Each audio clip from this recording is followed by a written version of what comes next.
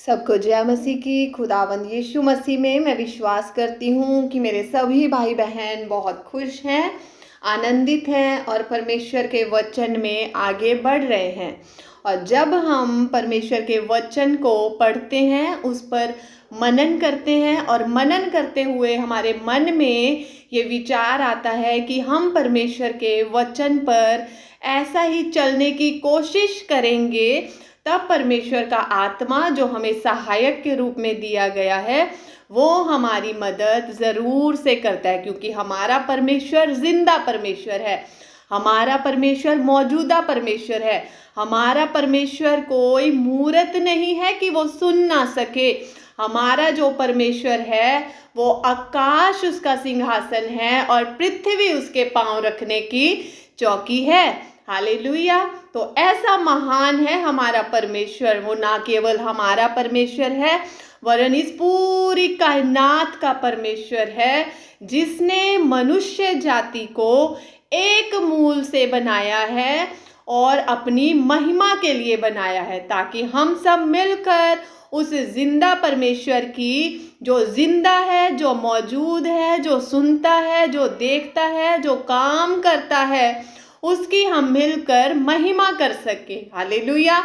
तो आइए आज हम परमेश्वर के वचन में से जो सीखेंगे वो है कि आज जब हम अपनी चारों तरफ देख रहे हैं कि कितना हाहाकार मचा हुआ है, कितना उड़दंग मच रहा है, कितना हुल्लड़बाजी हो रही है, कितना मसीहों को सताया जा रहा है, कितना हम न्यूज़ में देख रहे हैं, यूट्यूब पर देख रहे हैं, सोशल मीडिया पर देख रहे हैं कि कितना मसीहत का विरोध हो रहा है। और ये कोई चौंकने वाली बात नहीं है, ये कोई परेशान होने वाली बात नहीं है, ये कोई हैरानीजनक बात नहीं है। ऐसा कोई पहली बार नहीं हो रहा है। ये जब से हमारा परमेश्वर, जब से यीशु मसीह इस पृथ्वी पर आए हैं, उस समय से उसका विरोध होता आ रहा है।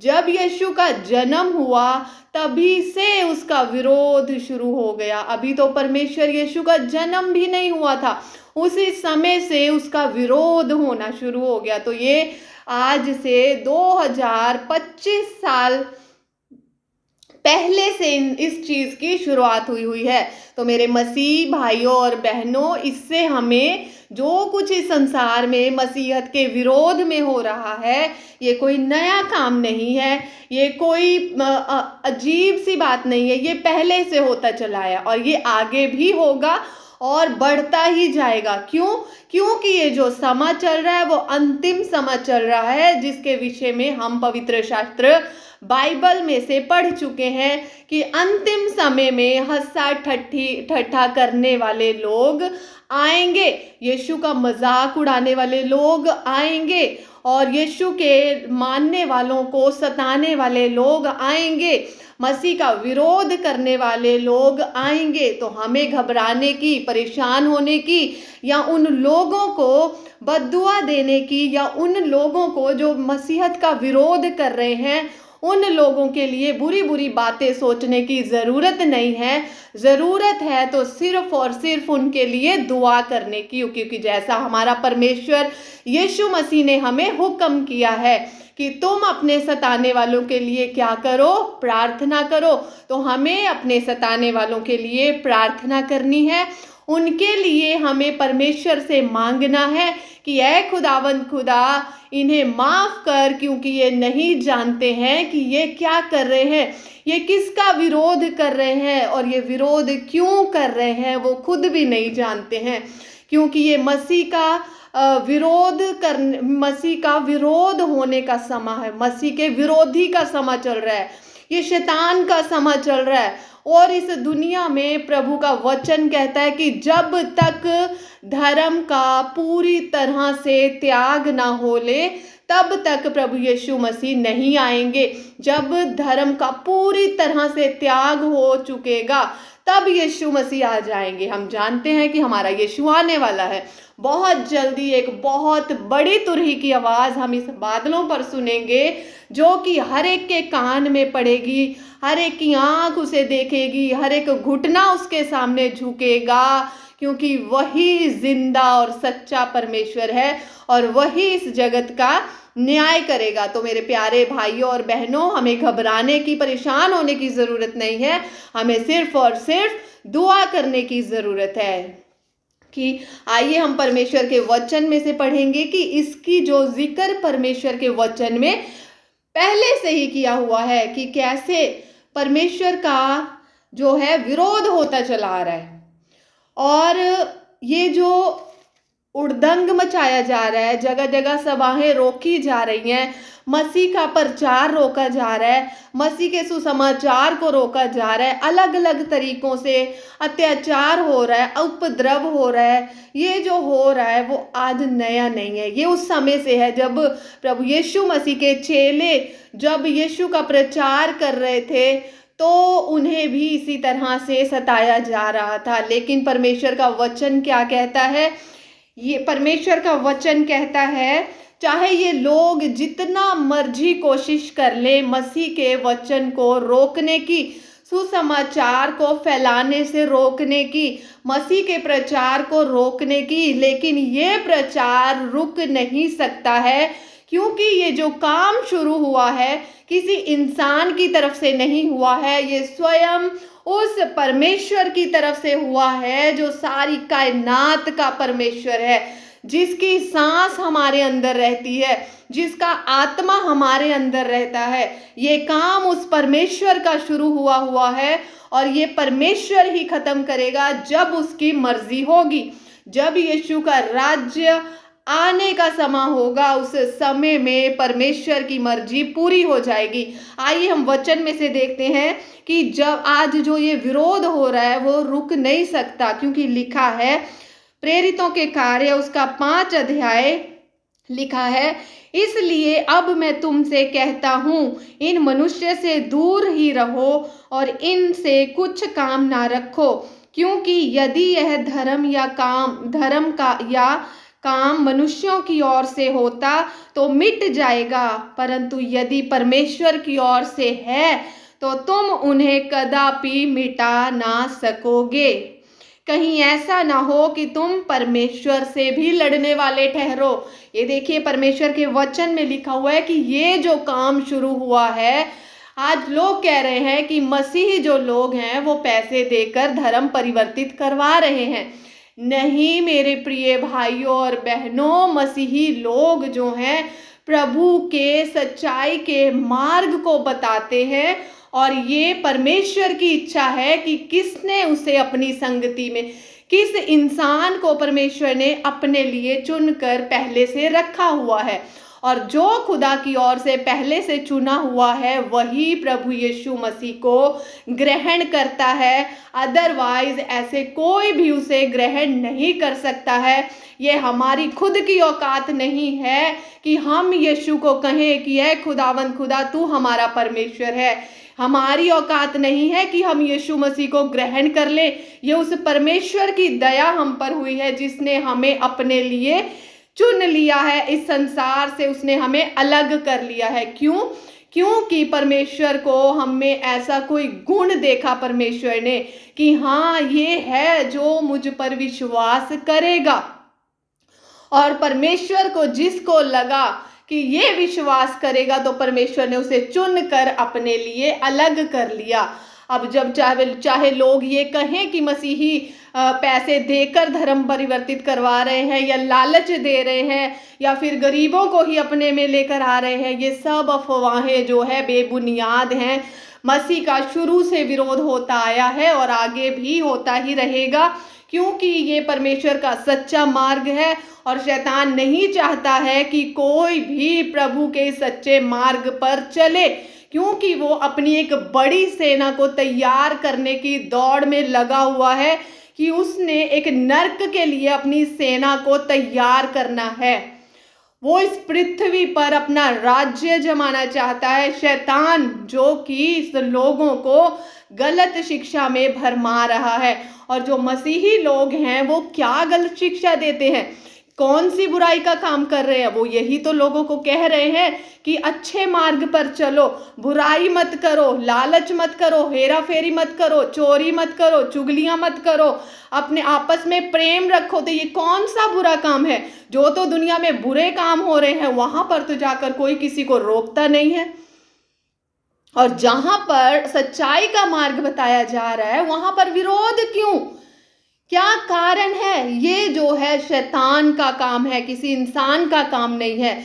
और जो सच्चाई का मार्ग प्रभु यीशु मसीह ने हमें बताया है वो मार्ग जो है सच्चा है, और वही मार्ग है जो स्वर्ग तक हमें ले जाएगा, और वही मार्ग है जिस पर चलकर हम अनंत जीवन के भागीदार होंगे। और ये जो काम है, जो सुसमाचार का काम है, किसी मनुष्य की तरफ से शुरू नहीं हुआ है, ये स्वयं उस राजाओं के राजा, प्रभुओं के प्रभु यहोवा परमेश्वर की ओर से शुरू हुआ है, और किसी की ये औकात नहीं है कि इस काम को रोक सके, क्योंकि ये काम परमेश्वर ने शुरू किया है और इसका एंड भी परमेश्वर ही करेंगे। लिखा है, अगर ये परमेश्वर की ओर से है तो तुम उन्हें कदापि मिटा ना सकोगे। जो लोग मसीहों को खत्म करने की कोशिश में लगे हुए हैं, उनका विरोध करने की कोशिश में लगे हुए हैं, उन्हें मारने की कोशिश में लगे हैं, उन्हें धमकाने की कोशिश में लगे हैं, वो एक बात ध्यान से सुन लें कि ये जो काम है किसी इंसान की तरफ से नहीं है। अगर आप मसीहों को आज सता रहे हैं, अगर आप मसीहों को आज ताड़ रहे हैं, अगर आज मसीहों को आप परेशान कर रहे हैं, तो आप उन्हें नहीं, आप परमेश्वर से लड़ रहे हैं, आप परमेश्वर का विरोध कर रहे हैं, आप उस जिंदा परमेश्वर के गुनहगार बन रहे हैं। तो आज का वचन जो है उन्हीं लोगों के लिए है जो परमेश्वर को ठट्ठों में उड़ा रहे हैं, जो यीशु का मजाक बना रहे हैं, जो उसके मजाक बनाकर उसे हंसी में उड़ा रहे हैं।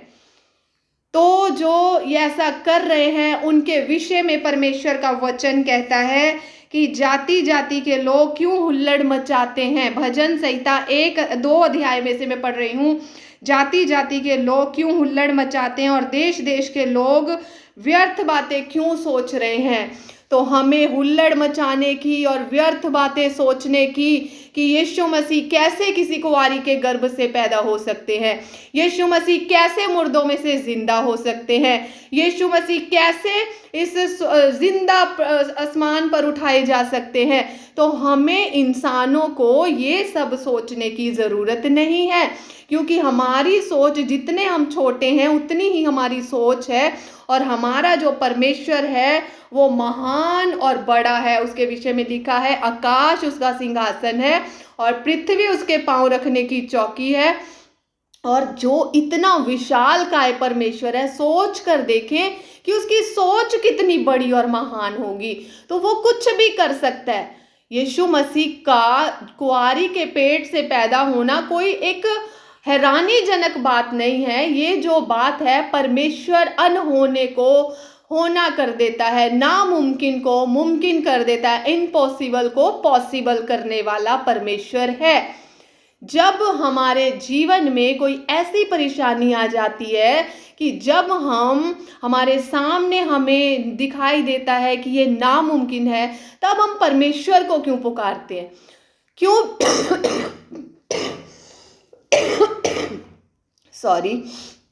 क्यों हम परमेश्वर को पुकारते हैं? इसीलिए तो कि उसके लिए कोई काम नामुमकिन नहीं है। हाँ, परमेश्वर का काम वहां पर ही शुरू होता है जब इंसानों को जो हालात हैं नामुमकिन नजर आते हैं। परमेश्वर वहां से ही काम की शुरुआत करता है, जब हमारे हाथ खड़े हो जाते हैं कि हमारे हाथों में कुछ नहीं है, डॉक्टरों के हाथों में कुछ नहीं है, वकीलों के हाथों में कुछ नहीं है, यहाँ पर किसी के हाथ में कुछ नहीं है। वो परमेश्वर सब कुछ करने की सामर्थ रखता है। इसलिए हमें उस जिंदा परमेश्वर से डरने की जरूरत है, क्योंकि परमेश्वर का वचन कहता है कि जीवित परमेश्वर के हाथों में पड़ना बहुत भयानक बात है। अगर आज हम ऐसे यीशु मसीह का मजाक बना रहे हैं, अगर हम उसकी वीडियो गलत तरीके से बनाकर पेश कर रहे हैं, या उसके वचन को गलत तरीके से प्रचार कर रहे हैं, या उसके वचन को लेकर किसी और तरीके से हम लोगों को बता रहे हैं, तो ये सब जो बातें हैं ये परमेश्वर का आप विरोध कर रहे हैं। किसी इंसान का इसमें कोई नुकसान नहीं है। आप अपने लिए उस जिंदा परमेश्वर का क्रोध कमा रहे हैं, और जिस दिन वो न्याय का समा होगा उस दिन में उस चीज का आपको हिसाब देना होगा। तो हमें ये ज़रूरत है कि इन अंतिम समयों में, जो ये अंतिम समय चल रहा है, इसके विषय में भी यीशु मसीह ने जो जो भविष्यवाणी की है अपने जाने से पहले, वो सब होती नजर आ रही है। प्रभु ने कहा कि अंतिम दिनों में तुम बहुत बड़ी बड़ी लड़ाइयों की चर्चा सुनोगे, भूचाल को देखोगे, महामारियों को देखोगे, अकाल को देखोगे। क्या ये सब नहीं हो रहा? सब कुछ हो रहा है, और एक एक बाइबल का वचन पूरा होता हुआ नजर आ रहा है। तो हमें ज़रूरत है अपने पापों से तौबा करने की, और हमें गलत चीज़ों को अपने मुख से नहीं बोलना है। हमें परमेश्वर का विरोधी नहीं बनना है। अगर हमने ये गलतियां की हैं तो हमें ज़रूरत है कि हमें अपने पापों से तौबा करने की। हम क्या परमेश्वर से लड़के क्या हासिल कर लेंगे? हम उस परमेश्वर का सामना नहीं कर सकते हैं। अब देखिए, अमेरिका कितना पावरफुल देश है। वहां पर जब परमेश्वर का क्रोध भड़का तो जो वीआईपी लोग थे, सबसे पहले उनको परमेश्वर ने जो है अपना शिकार बनाया। उनका पैसा उनका साथ ना दे सका, उनका रुतबा उनका साथ ना दे सका, उनका ओहदा उनका साथ ना दे सका, जो वो बड़ी पदवी पे थे वो उनका साथ ना दे सकी। सब कुछ तहस नहस हो गया, क्योंकि उस परमेश्वर के आगे कोई युक्ति, कोई योजना, कोई किसी तरह की प्लानिंग, कोई भी उसके सामने नहीं चलती है। अगर चलता है तो इंसान का नम्रता के साथ झुके रहना ही और उसके सामने चुप रहना ही जो है परमेश्वर को पसंद आता है। अब जो अमेरिका में बीच बीच में कोई घर है जिनकी वीडियो वायरल हो रही कि वो घर बच गए, वो परमेश्वर का डर और भय मानने वाले लोग थे जो बचे हैं। लेकिन जो डर और भय नहीं मानते थे, अपनी ही ऐश परस्ती में रह रहे थे, अपने ही पैसे के रुतबे में, घमंड में, ऐशो आराम में रह रहे थे, उन सब का खात्मा हो गया। अब वो बेघर हो चुके हैं और यहाँ वहाँ भटक रहे हैं। क्या है वो? परमेश्वर का क्रोध ही तो है। ये हम परमेश्वर की दया तो कह ही नहीं सकते। अब ऐसा ही जगह जगह आप ऐसी ऐसी बुराइयों को देख रहे हैं। ये क्या है? ये परमेश्वर का क्रोध है, जो मनुष्य जाति के कारण ही इस पृथ्वी पर पड़ रहा है, और आगे ये क्रोध और भयानक होने वाला है। इसलिए जरूरत है कि हम अपने पापों से तौबा करें, पश्चाताप करें और गलत बातों से मुड़ आएं, और ऐसे गलत काम ना करें जो कि हम बिना फालतू में परमेश्वर के विरोध में बातें कर रहे हैं और व्यर्थ की बातें सोच रहे हैं, क्योंकि इन सब चीज़ों से हमें कोई फायदा नहीं होने वाला सिवाय नुकसान के। और आगे लिखा है, डरते हुए यहोवा की उपासना करो और कांपते हुए मगन हो। पुत्र को चूमो, ऐसा ना हो कि वह क्रोध करे और तुम मार्ग ही में नष्ट हो जाओ, क्योंकि क्षण भर में उसका क्रोध भड़कने को है। पहले यीशु मसीह आए थे अपनी दया को लेकर, लेकिन अब यीशु ने पहले जब यीशु जी का आगमन हुआ उस समय में उन्होंने सारी बातों को बर्दाश्त किया। उन्होंने अपने मुंह पर थुकवा लिया, उन्होंने गालियों को बर्दाश्त किया, उन्होंने मार को बर्दाश्त किया, उन्होंने कीलों को बर्दाश्त किया, उन्होंने जो उन पर ताड़नाएं की, कोड़े मारे गए, सबकी बुरी बातें उन्होंने बर्दाश्त की।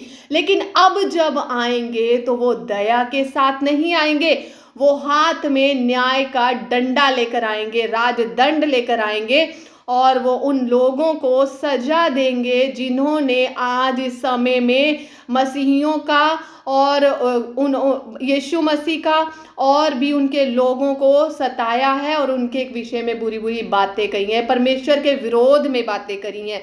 तो परमेश्वर इन सब बुरी बातों का न्याय करने वाले हैं, क्योंकि हमारे कामों ही के अनुसार हमारा न्याय किया जाएगा। और जिनका भरोसा उस जिंदा परमेश्वर के ऊपर है, यहोवा परमेश्वर के ऊपर है, उन्हीं को परमेश्वर अपने लिए रखेंगे।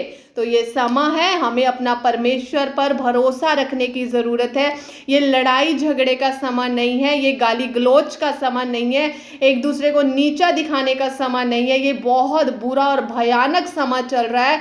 इन समय में हमें अपने परमेश्वर से सिर्फ और सिर्फ गिड़गिड़ा कर प्रार्थना करने का समय है। खुदावंद खुदा, ये जो बुरा समय चल रहा है, इन समयों में प्रभु तू अपनी दया वाला हाथ हमारे ऊपर, हमारे परिवारों पर, हमारे घर पर, हमारे बच्चों पर सदा बनाए रखना पिता परमेश्वर। जो कुछ भी हमसे गलती और गुनाह और कसूर आज तक हो चुके हैं, जो हमने बोलने के द्वारा, सोचने के द्वारा, अपनी सोचों के द्वारा, अपने चाल चलन के द्वारा जो भी अपराध और पाप किए हैं पिता परमेश्वर, हमें माफ कर दे खुदावन।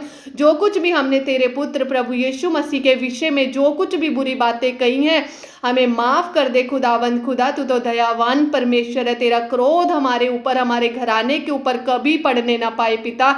हमें अपनी दया ही के पास पंखों में छिपा ले मेरे परमेश्वर। हम तुझसे इस प्रार्थना को बड़े विश्वास के साथ यीशु मसीह नासरी के नाम में मांगते हैं। आमीन आमीन आमीन। ओके जी, गॉड ब्लेस यू। जय मसीह की। और इस वचन को आगे भी अपने भाई बहनों में जरूर से शेयर करें। हाथ जोड़कर विनती करती हूँ, ये हम अपनी प्रशंसा के लिए नहीं, ये परमेश्वर के वचन को आगे पहुँचाने के लिए कहते हैं। मेरे भाइयों और बहनों, आपके सहयोग से ही परमेश्वर का वचन आगे बढ़ेगा। जय मसीह की। God bless you. खुदावंद आप सबको आशीष और बरकत दे। जय मसीह की।